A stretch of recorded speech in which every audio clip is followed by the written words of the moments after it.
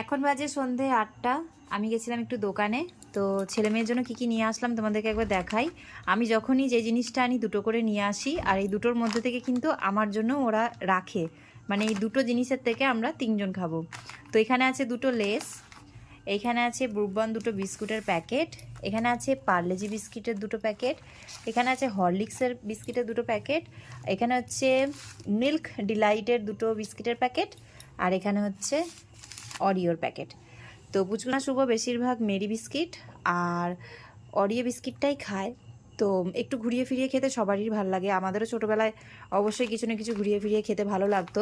তো সেই কারণে আমি ভাবলাম যে আজকে দোকানে যত রকমের বিস্কুট আছে ক্রিম বিস্কুট ছাড়া, তো সেইগুলো নিয়ে আসি। তো ওই জন্য এইখানে এই যে 5 রকমের বিস্কুট আর তার সাথে 1 রকমের চিপস নিয়ে আসলাম।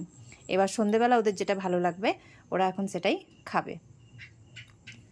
আমার জন্য এখানে করে নিচ্ছি চা, আর আমরা 3জন খাবো বলে আমি এখন ভাজছি চিড়ে।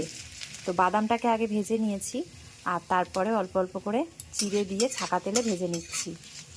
তো যতটা প্রয়োজন ততটাই এখন খাওয়ার মতন ভাজবো, বেশি ভেজে রাখবো না, অনেক সময় নরম হয়ে যায় ভেজে রাখলে।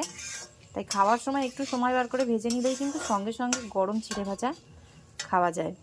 রেডি হয়ে গেছে আমার চা, আর এইখানে হচ্ছে চিড়ে আর বাদাম ভাজা। অল্প একটু নুন দিয়েছি, তাহলে খেতে বেশ ভালো লাগে। অনেকে আবার এর মধ্যে হালকা করে একটু চিনি মিক্স করে দেয়।